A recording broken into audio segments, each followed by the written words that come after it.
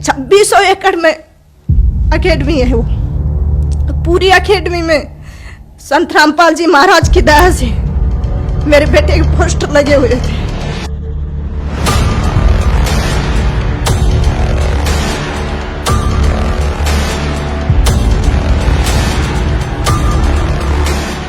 जहां भी देखें लेफ्टिनेंट केवल कृष्ण की आवाज। सर पूछो मत, मेरे भगत जी वहां पे रोने लग गए। ये मालिक, बहुत ही सड़क चाप की ऐसी किस्मत जो आज ने आपने ऐसा बना दिया। मैं 3 दिन तक बस सिर्फ जिधर भी देखे माइक में एक ही एक आवाज आई, लेफ्टिनेंट केवल कृष्ण। जैसे ही उसको राष्ट्रीय गोल्ड मेडल उसके कंधे पे लगा, मेरे भगत जी से रुका नहीं गया। वो 2500 बंदों में इतनी जोर जोर से रोने लग गए कि मालिक, हमने लोगों ने तो आत्महत्या करने की सोच ली थी, क्या किस्मत बना दिया आपने। नमस्कार बहन जी। सत साहेब जी। क्या नाम है बहन जी आपका? जी मेरा नाम रामकला है, दुगेड़ा गांव, तहसील भैरोड, डिस्ट्रिक्ट अलवर, राजस्थान। संत रामपाल जी महाराज की शरण में आने से पहले आप क्या भक्ति साधना करते थे? जी मैं तो दुर्गा माँ की पूजा करती थी। मेरे हस्बैंड मेहंदीपुर, सालासर, श्याम जी के और ये जो सावन में कावड़ वगैरह लेके आते हैं, ये सब लेके आते थे। सुबह 4 बजे उठते, बच्चों को उठाते और फिर वो मंदिर में शिव पे जल चढ़ा के आते थे। बहन जी, जैसा कि आपने बताया कि आप दुर्गा देवी की पूजा करते थे तथा आपके पति सालासर जाते थे तथा विभिन्न मंदिरों में जाते थे, तो इन सभी भक्ति साधनाओं को करते करते आपको क्या लाभ प्राप्त हुए? सर उससे मुझे कोई लाभ नहीं हुआ सिवा हानि के। जैसे वो सभी देवी देवताओं की पूजा करते थे, शिव को जल चढ़ाते थे, उसके बाद भी उनका एक्सीडेंट हो गया। और एक्सीडेंट भी बहुत बुरा कि उनकी याददाश्त, मेमोरी सब कुछ चला गया उस दौरान। फिर किसी पंडित जी ने बताया उनको कि भाई तुम लोग इनको, जो बजरंग बली है ना, इनको मंगलवार और शनिवार को सिंदूर लगा के आया करो। तो हमारे पास में सिटी है भैरोड, वो लोग वहां पे जाते सिंदूर लेके और तेल और सिंदूर मिला के उसको पूरे को लेप करके आते ऐसे। फिर भी उनको कोई लाभ नहीं हुआ, याददाश्त चली गई उनकी, बोलते नहीं थे। सिर्फ इतना बोलते थे कि मैं और मेरे दोनों बच्चे उसकी भाषा को समझ सकते थे, बाकी कोई नहीं। अनजान लोग तो उनको शराबी बोलते थे, हालांकि उसने कभी नशा नहीं किया। तो सर उनके एक्सीडेंट के बाद हमारे कमाने वाला कोई था नहीं और कंडीशन बहुत खराब हो गई थी। 1.5 साल तक हम लोग जयपुर SMS के चक्कर काटते रहे। डॉक्टरों ने कहा कि भाई इनकी याददाश्त आ भी सकती है, नहीं भी आएगी। हमने कहा चलो छोड़, भगवान जो करता है जो अच्छा ही करता है। फिर क्या हुआ कि हालत इतनी खराब हो गई, जो भी थोड़ा बहुत पैसा था हमारे पास, जमीन जायदाद है नहीं, वो उनकी बीमारी में लग गई। बच्चों को पढ़ाने के लिए हमारे पास कुछ था नहीं, सरकारी स्कूल में बच्चे जाते थे। हमें एक तरह से सड़क पे आ गए थे, हमारे पास खाने पीने के लिए कुछ भी नहीं था। जैसे तैसे करके हम लोग अपना काम चलाते थे। बहुत बुरी कंडीशन हो गई थी, किसी से उधार मांगते कोई देता भी नहीं था। सब लोग बोलते थे कहां से देगा, ये तो पागल हो गया, मेंटल हो गया। और हकीकत में मेंटल हो गया था वो, क्योंकि याददाश्त चली गई थी उनकी।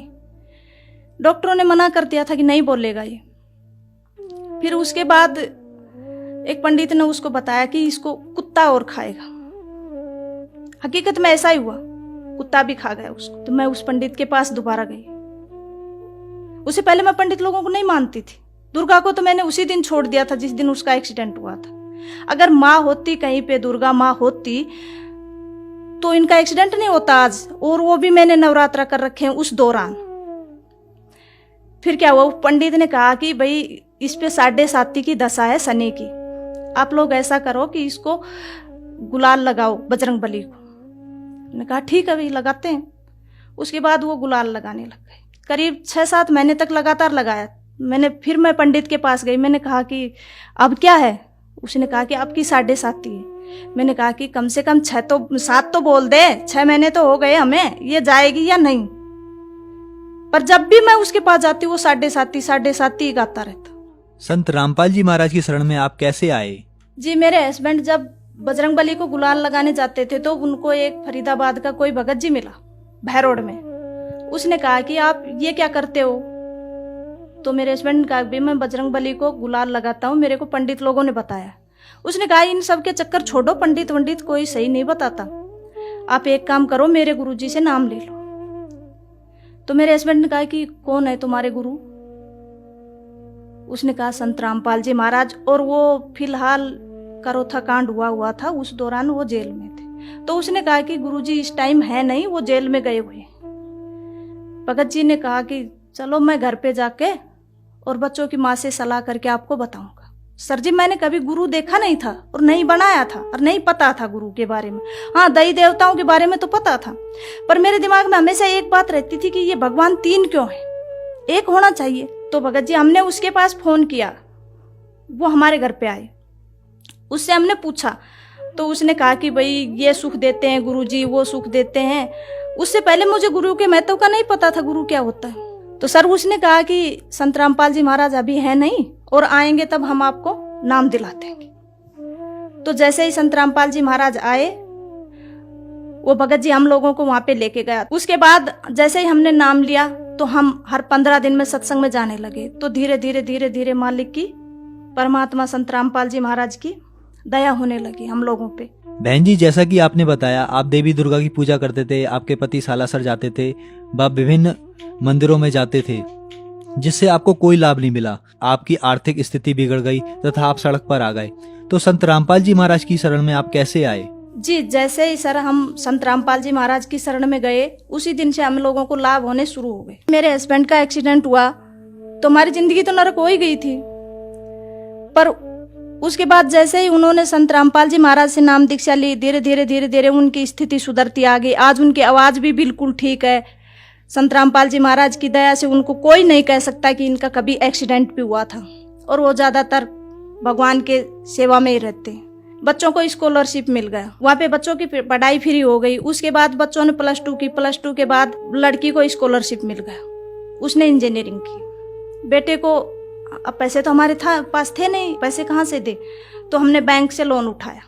मालिक की दया, संत रामपाल जी महाराज की दया से हमारा लोन तुरंत क्लियर हो गया। जैसे ही मेरे बच्चे ने, लड़के ने मेरे ने 2 साल तक बीटेक की, उसके बाद उसने एनडीए का फॉर्म भर दिया, उसने एग्जाम दिया। एग्जाम देने के बाद में संत रामपाल जी महाराज परमात्मा की इतनी दया हुई कि उसका सिलेक्शन हो गया। बाकी ऐसी किस्मत कहाँ है कि एक गरीब का बच्चा जो सड़क छाप था वो उसका एनडीए में सेलेक्ट हो जाए, पर वो भी संत रामपाल जी महाराज की दया थी। अच्छा, उसके बाद उसका इंटरव्यू हुआ बेंगलोर, 14 दिन चला। इंटरव्यू में वो 13 दिन क्लियर कर दिए, 14 दिन वो रह गया हल्का सा मेडिकल में। उसने वहां से फोन किया कि माँ मैं इंटरव्यू में रह गया। मैंने कहा बेटे घर पे आ जाओ। घर आ गया। मैंने कहा कि तुम वहां पे जाओ, अपने परमात्मा के पास, संत रामपाल जी महाराज के पास जाओ। वो वहां पे गए तो मालिक ने कहा बेटा चिंता मत कर। तो उनका वो दिल्ली में मेडिकल क्लियर हो गया। फिर उसने कहा माँ अब क्या करूं? मैंने कहा बेटा फिर जाओ परमात्मा संत रामपाल जी महाराज के पास। बच्चे ने कहा कि गुरुजी मेरा ज्वाइनिंग लेटर, क्योंकि मैं सबसे पीछे रह गया, बाकी सब बच्चे चले गए। गुरुजी ने कहा बेटा तू घर जा। वो आया वहां से, आते ही तीसरे दिन मालिक की दया से उसका को लेटर आ गया। भगत जी 2016 में 4 साल की उसकी ट्रेनिंग चली। उसके बाद उसने 2016 में एनडीए क्लियर किया और राष्ट्रपति गोल्ड मेडल। 2500 बंदों में सिर्फ एक भगत जी, मेरे भगत जी और मैं वहां पे गए केरला, एजीमाला।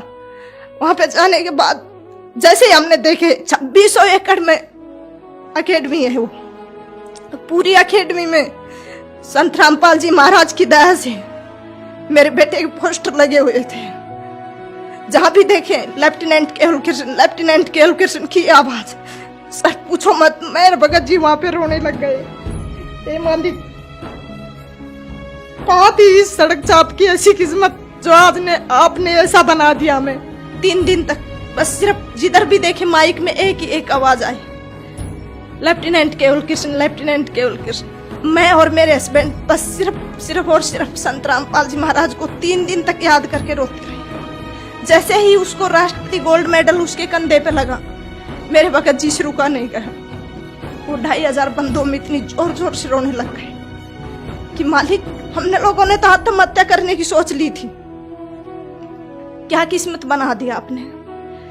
सर आज मैं मेरे गांव में सबसे ज्यादा खुश नसीब हूं, क्योंकि मेरे साथ भगवान है, मेरे परमात्मा है। और शायद मैं ये कहूंगी कि मेरी जोड़ी छोटी पड़ गई, परमात्मा ने मुझे इतना दे दिया। उम्मीद नहीं थी, नहीं मेरी किस्मत इतनी अच्छी नहीं थी कि भगवान मुझे इतना दे देगा। मालिक की दया से एक साइकिल नहीं थी, आज बंदी छोड़ सतगुरु रामपाल जी महाराज की दया से 3-3 गाड़ियां खड़ी हैं घर में, और इतना कर्जा हो गया था कि जिसकी कोई हद नहीं। आज एक भी कर्जा नहीं है। माली ने सब कुछ क्लियर कर दिया, और हमें ये नहीं पता किस तरह और कैसे कर दिया और कब कर दिया। सर, आज हम संत रामपाल जी महाराज की दया से बहुत सुखी हैं। घर में कोई कलह नहीं है। मालिक की दया सिर्फ और सिर्फ भक्ति है। दोनों बच्चे अपनी अपनी जगह कामयाब हैं।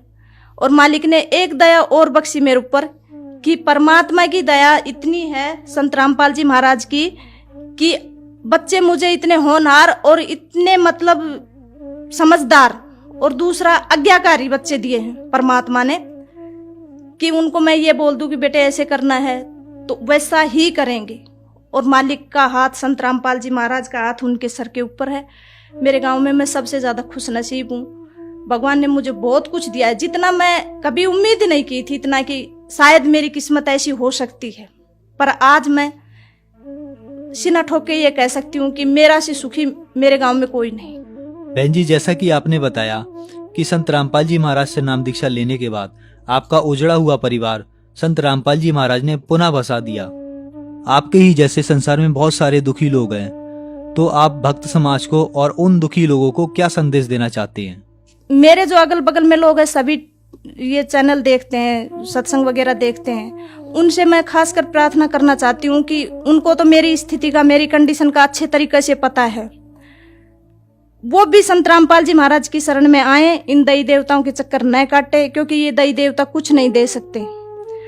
मैं तो चाहती हूँ कि वो संत रामपाल जी महाराज से नाम दीक्षा लेके मेरी तरह वो भी अपना उजाड़ा हुआ परिवार बसाएं और अपना मोक्ष करवाएं। बहन जी, संत रामपाल जी महाराज अभी जेल में हैं, तो कोई श्रद्धालु अगर संत रामपाल जी महाराज से नाम दीक्षा लेना चाहे तो वह कैसे नाम दीक्षा ले सकता है? सर, संत रामपाल जी महाराज की दया से विभिन्न चैनलों पे संत रामपाल जी महाराज का सत्संग चल रहा है, और उसके नीचे जो पट्टी चलती है उस पे फोन नंबर दिए गए हैं, वहां से नंबर नोट करो और संत रामपाल जी महाराज का जो नजदीकी नामदान सेंटर है वहां पे जाइए और नाम दीक्षा लेके अपना मोक्ष कराइए। धन्यवाद जी। सत साहिब जी।